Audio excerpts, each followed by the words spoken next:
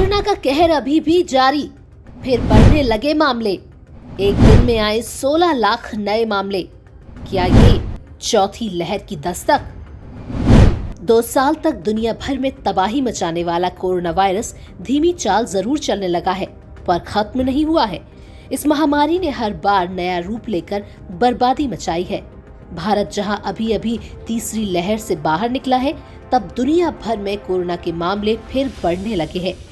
पिछले 24 घंटों में दुनिया भर में कोरोना वायरस के 16.03 लाख केस सामने आए हैं, जिस वजह से भारत में कोरोना की चौथी लहर को लेकर आशंकाएं बढ़ने लगी हैं।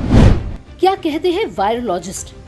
भारत में कोरोना की चौथी लहर को लेकर virologist doctor T Jacob John का कहना है कि भारत में कोई चौथी लहर नहीं आएगी। वायरोलॉजिस्ट जॉन ने कहा, अगर कोरोना का कोई नया वेरिएंट नहीं आता जो अलग तरह से रिएक्ट करे, तो भारत में चौथी लहर नहीं आएगी। 9 मार्च को भारत में कोरोना के 4,575 नए केस सामने आए हैं। इससे पहले 8 मार्च को 3,993 नए केस सामने आए थे। ये 662 दिन में सबसे कम थे। भारत में तीसरी लहर का पीक 21 जनवरी को आया था, जब देश में एक दिन में कोरोना के 3,47,254 केस सामने आए थे। स्थानिक फेज में दाखिल हुआ भारत। Doctor John.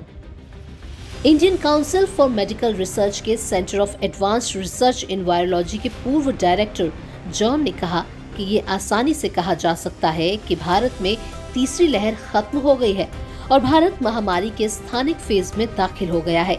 उन्होंने कहा, स्थानिक फेज में दाखिल होने को लेकर मेरी अपनी परिभाषा है, यानी इस स्थिति में देश में कोरोना के रोजाना कम और स्थिर केस आएंगे। इनमें काफी कम उतार चढ़ाव होगा और ये सिर्फ 4 हफ्तों के लिए होगी। भारत में सभी राज्यों में एक जैसी स्थिति दिख रही है, इसलिए इससे मुझे और भरोसा मिला है।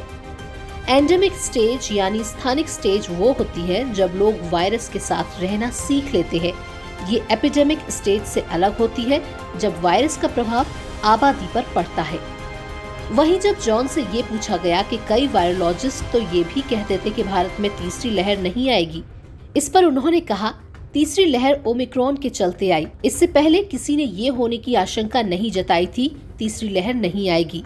ये आशंका कोरोना के मौजूदा वेरिएंट को देखते हुए जताई गई थी।